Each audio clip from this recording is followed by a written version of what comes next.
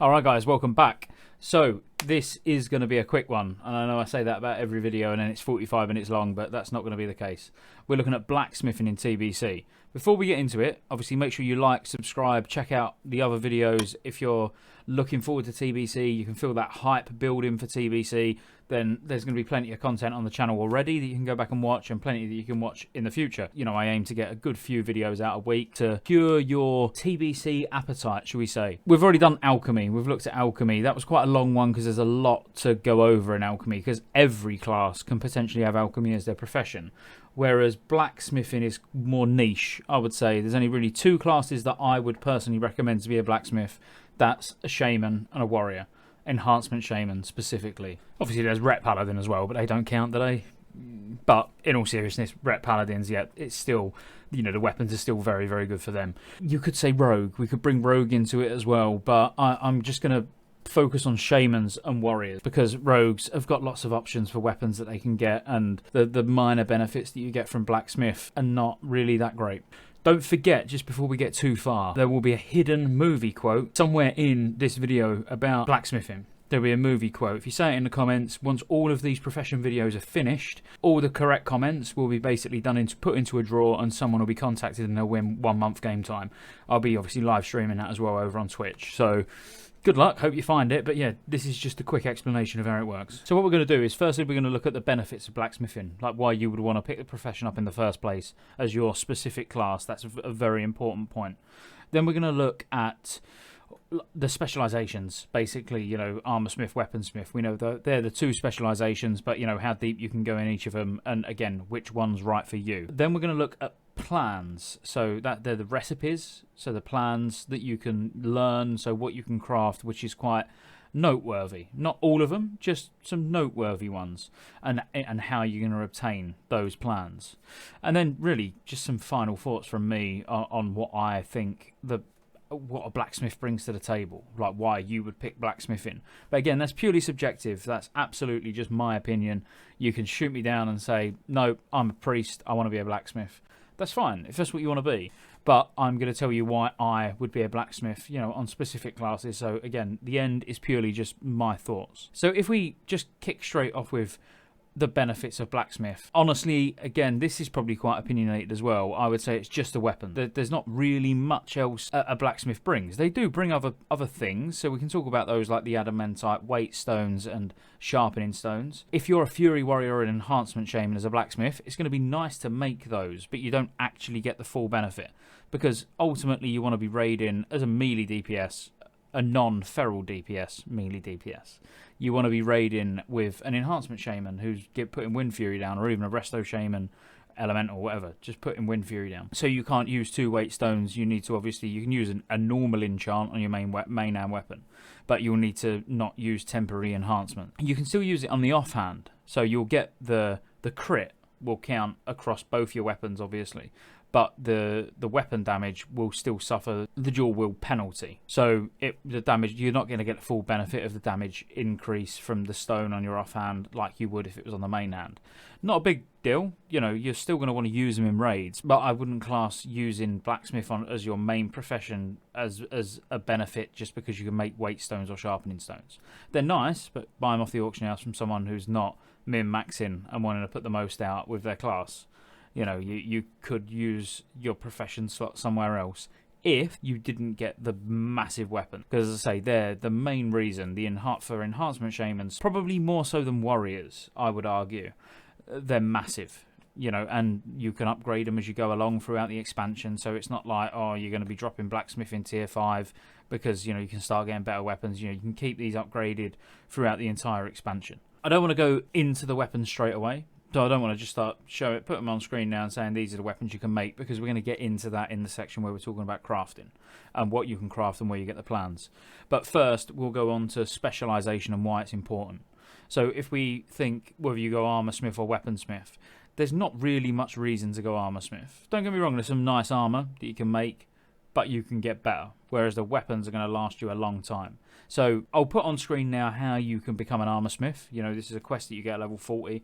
You can obviously get the same quest, but for weaponsmith at level 40, which I'll also put on screen. And then it's not until much later where you get the choice. If you go armor smith, that's it. You're done. You're armor smith now till 70. You've got nothing else to do.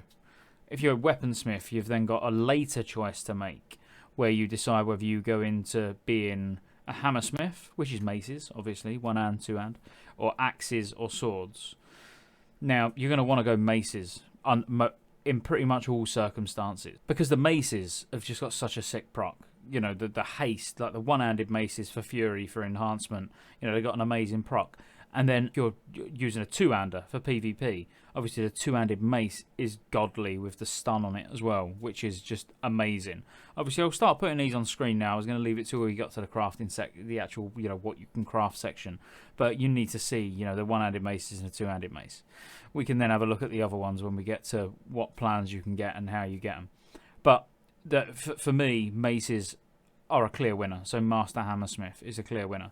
So you've seen what you can make. Let's have a look at the quest quickly. So this is the quest for Master Hammersmith. So all of them require a little bit of work. So this is Hammersmith. Then we'll have a look at Axesmith quickly as well. Obviously you can look these up on Wowhead. And then finally we've got Master Swordsmith. Now swords are very good as well. The two-handed sword specifically is very good. But if you're a rep paladin, you're probably going to go Master Swords. And again, this is just purely my opinion. If I was a rep paladin, I would probably go Master Swords, because you're never going to really use the one-handed mace. The two-handed mace has still got that nice stun effect, but the two-handed sword is very nice. I'm trying to focus more on Enhancement Shaman and Fury Warrior, or let's just say Warrior, and that's because I think that they're the best class to be using this profession. But if you did want to be a paladin who's a blacksmith, swords may be the way to go. You can still go maces, because that two-handed mace, as I say, even for a rep paladin in PvP, is amazing. But for PvE, I would argue the sword is better. Well, not even argue. The sword is better. So you'd probably be better off going Master Sword, so at least you get the sick PvE sword, which is obviously perfectly viable in PvP as well, if you wanted to use it for PvP.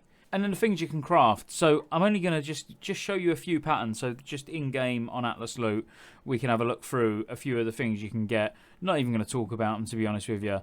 But the main thing is that you understand that these plans, you know, come from rep. The main ones that you're going to make, like the weapons, you learn those from specialising as swords, axes or maces. So you haven't actually got to do anything to get those. But the extra little bits, like shield spike is a nice one. You know, making the shield spike, especially for like prop paladins who are boosting ult, and you know, it's good to know where you get it from.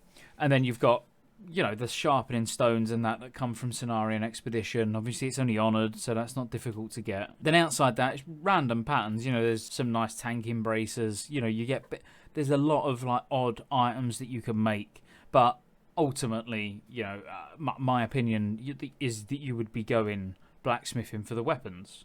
So the important thing is you don't need to actually like get exalted with any to be able to get the plans for your weapon. Like all professions, there'll be certain mob types that obviously drop different recipes. I'll put a few of them on screen now. And sorry if I keep calling them recipes, I do mean plans. I'm still in alchemy mode, I think. But there's a lot of items you can go and get if you're a completionist and you want to get every recipe. I've done it again. If you want to get every plan, then you know you'll have to look those up, because the purpose of this video really is just to give you an overview on blacksmithing, not go into great detail on every plan that you can get. I think blacksmithing is one of those sort of longer professions to grind as well. Quite heavy mats requirements. You know, you're having to craft quite big items, especially when you're in Outland. You know, they take quite a lot of mats. I'm a bit lazy. You know, like if I'm doing a profession, I feel the need for speed. You know, just get it done. Basically, get the profession done, start using it. Whereas blacksmith, I think it's going to take quite an extended period of time before you max it. And the reason I've left rogues out of this a little bit, because you can potentially go like sword, you know, Master Swords as a rogue. I don't feel like it's right. But you could go maces, you know, maces as a rogue, but then as a mace specialization as a rogue is more of a PvP talent, so it doesn't really line up quite as nicely. Even though the haste is very nice, don't get me wrong. Again, we're on my final thoughts now, so it is very subjective. You know, it's what I would do if I was a rogue. I wouldn't go blacksmithing. if I was a warrior or even a rep paladin, enhancement shaman definitely, you know, it's only really those three classes that I think blacksmithing really sits well with. I hope you found it useful. I know it was quite short, and I know but it's purely because there's not a lot to talk about. If you want to be a profession that's purely selfish, I want to say selfish, because all you want to do is get yourself a couple of sick weapons that are going to last you a long time, then blacksmithing's right for you. If you want to make gold with it, you can make gold with blacksmithing. I don't personally feel like you would level blacksmithing to make gold. There are better gold making professions. As I say, it's quite a selfish one. You just want to get a couple of sick weapons and just go out and smash stuff in the face. But that's it for the blacksmithing video. So if you liked, you know, subscribe, check out all the other TBC videos. I'm sure some of the other professions will be a lot more in depth than this, like the alchemy one, so check that out if you haven't seen it, because that was like 16 minutes long or something like that, because there's a lot to talk about with alchemy, because every class can potentially use it. They all get a nice trinket from it. Whereas with blacksmithing, we're looking at warriors, shamans, maybe rep paladins, maybe rogues. I'm going to leave it there. Peace out.